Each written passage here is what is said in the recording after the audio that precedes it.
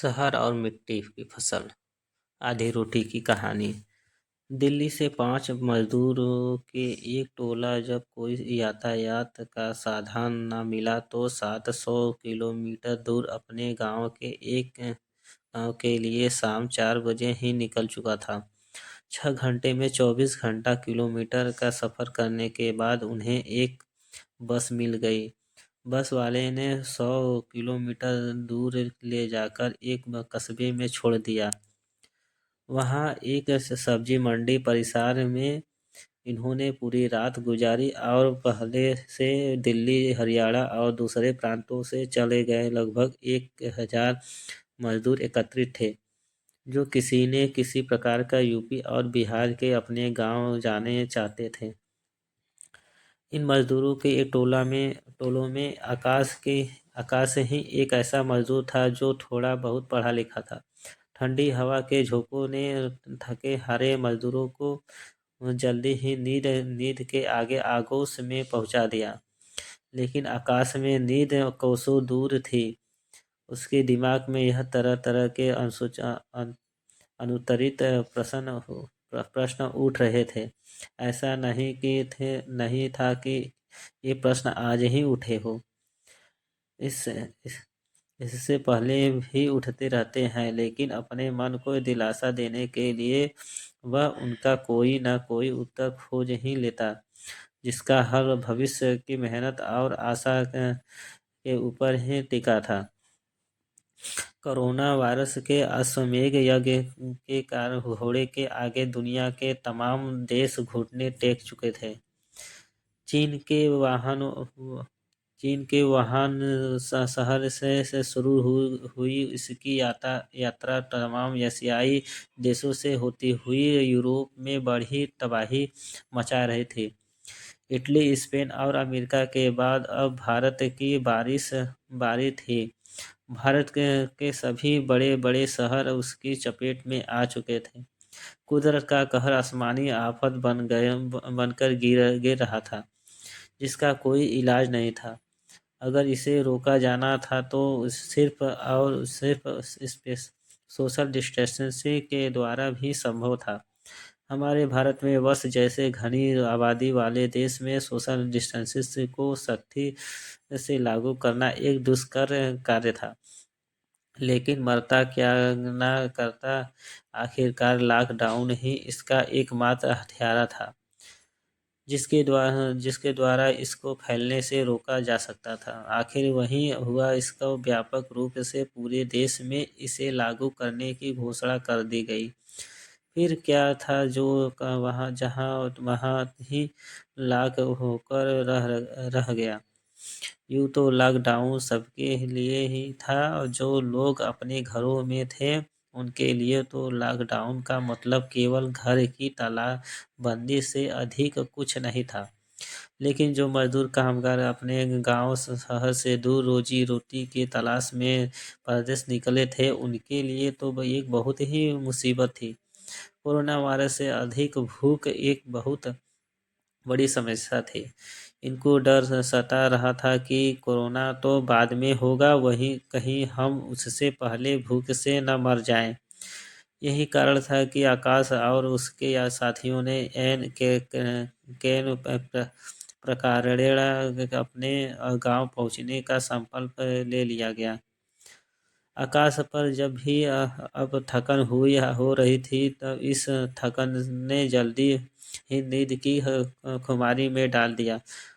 अब सुबह उगले सफ़र की तैयारी थी, एक ऐसा सफ़र जिसकी मंजिल तो पता थी, लेकिन पहुंचने का साधन केवल हौसला ही था। सभी साथी तैयार होकर बस स्टैंड पर पहुंचे थे। शायद यहाँ से कोई सवारी मिल जाए। सरकारी बसों को देखकर तो इनकी खुशी का कोई ठिकाना नहीं था। सब लोग खुशी खुशी बैठ गए। ये बसें इन्हें आगे के गंतव्य तक छोड़ने वाली थी। बस रवाना होते ही हल्की सी हवा लगी और आकाश ने सपने में अपने घर में बैठा पाया। माँ, तुम मना कर रही थी कि न, ये देख मैं आ गया, अब कहीं नहीं जाऊंगा। हाँ बेटे, मैं तो पहले ही कहती थी कि पराये देश की पूरी रोटी से अपने गांव की आधी रोटी से ही अच्छी है। लेकिन तेरे को तो औरों की देखन दे सही देखी शहर जावे धुन सवारी थी लग जाए। अरे देख लग जाए। अरे दूर के धोल सुहावने होते हैं। बड़ों ये ने ऐसे ही नहीं कही तू तो पढ़ा लिखो है। अपने पिताजी के कामों में हाथ बटाओ तो दुगनी फसल हो जाए। हाँ माँ, अब मैं पिताजी जो कहेंगे वही करूँगा।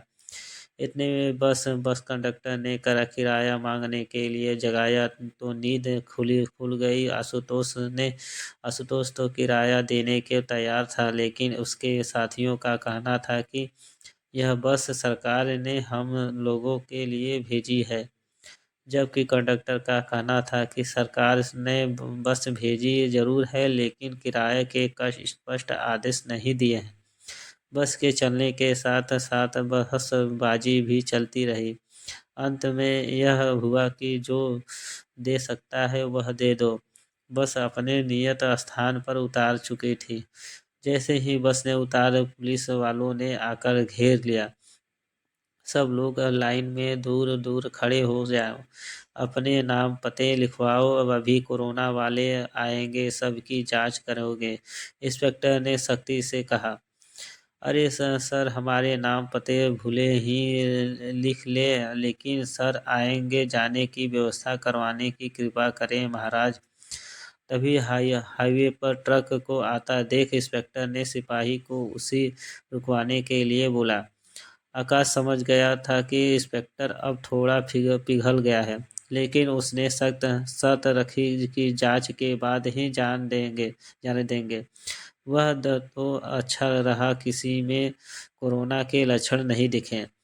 साहब, अब हम जितने लोग इसमें खड़े हो सकते हैं उनको तो जाने के दीजिए, बड़ी मेहरबानी होगी। आकाश को कहा तो इंस्पेक्टर ने कहा, मैं सर हिलाया, जितने लोग चढ़ सकते थे चढ़ गए।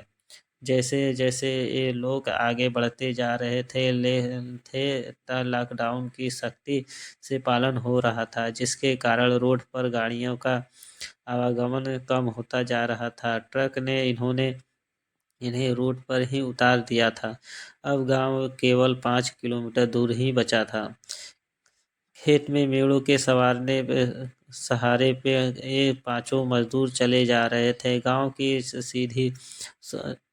सीधी मिट्टी सोधी मिट्टी की खुशबू ने एक बार फिर इनका स्वागत किया। ठंडी ठंडी मस्त हवा के झोंकों ने इनके सफ़र की थकान को दूर कर दिया। एक सुखद सा एहसास घर पहुंचने का इनको गुदगुदा रहा था। तभी आकाश ने अपने दोस्तों से कहा, देखो हमारे गांव के सारी खलिहानों में फसल कटी पड़ी है।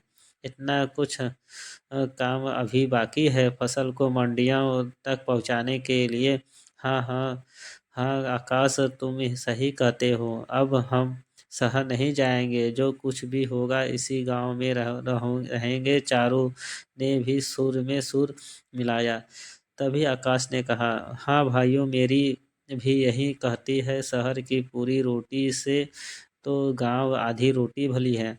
अब हम अपनी मेहनत और मशक्कत से इस गांव को ही स्वर्ग बनाएंगे। रोहित बनारस 16 जुलाई 1993 फेसबुक चैनल है एंड इंस्टाग्राम चैनल है। माई यूट्यूब चैनल इंडियन किसान रोहित प्रजापति ब्लॉग।